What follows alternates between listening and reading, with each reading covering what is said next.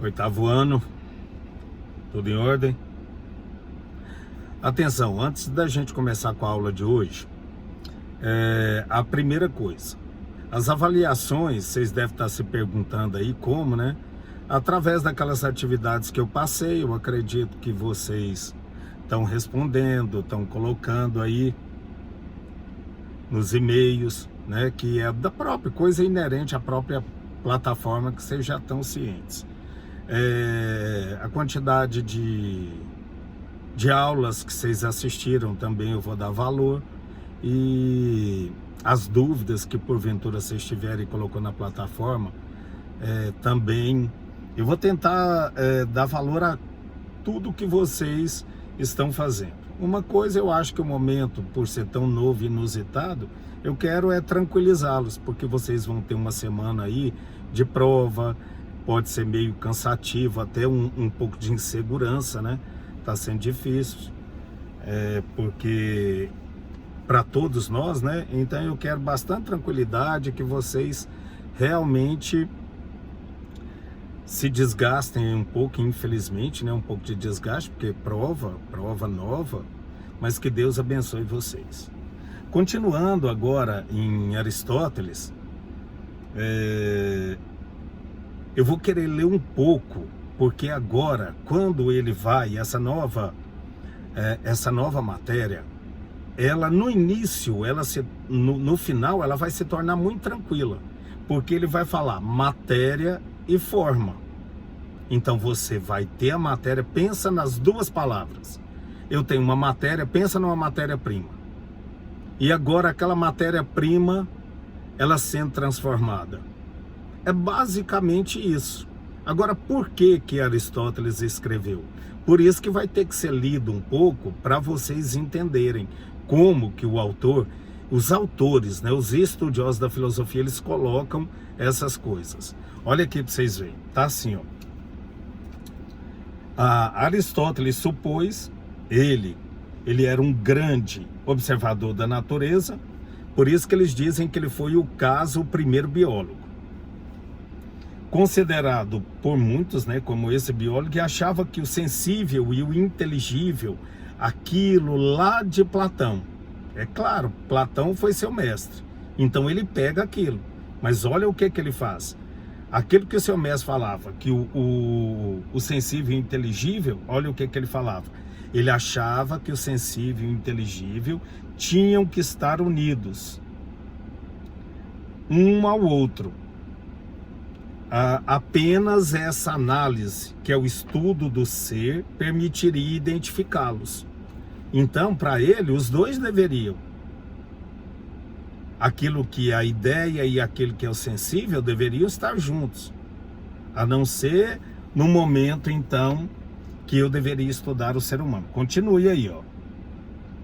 Mas essa separação, só enquanto ser, né, que aí vai separar. Permitiria identificá-los e separado, mas essa separação seria apenas conceitual. Então, quando eu estudo o ser, pode ser separado, enquanto matéria, não. Aí, então, eu iria separar, mas em termos conceitual.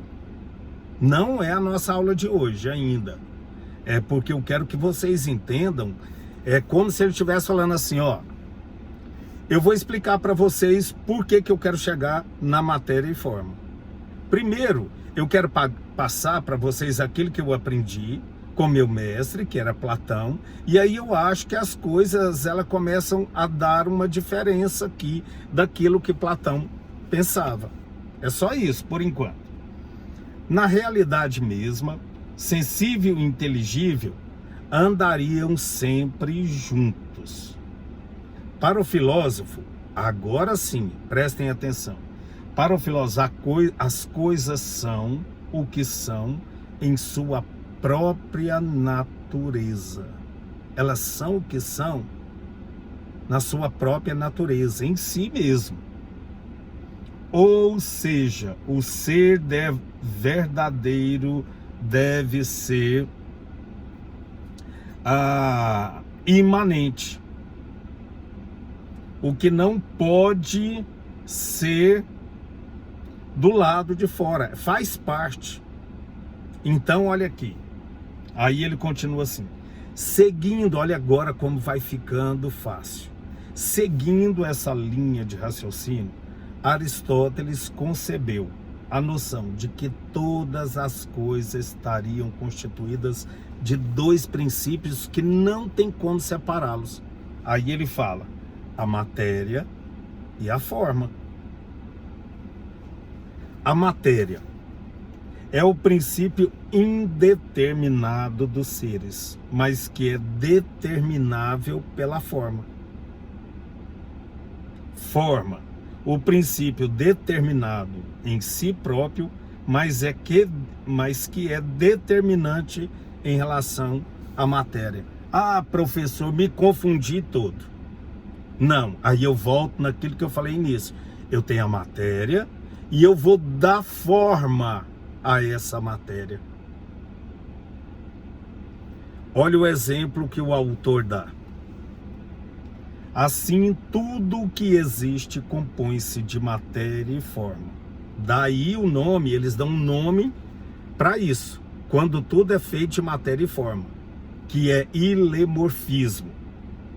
Para designar essa doutrina, note, porém, que é a forma que faz com que as coisas sejam o que são, enquanto a matéria constitui apenas o substrato que é permanente. Depois, hora que eu der o exemplo, aí vocês olham de novo essas palavras meio complexas, mas é bom que aí vocês vão ter um vocabulário novo. Mas olha agora como fica fácil.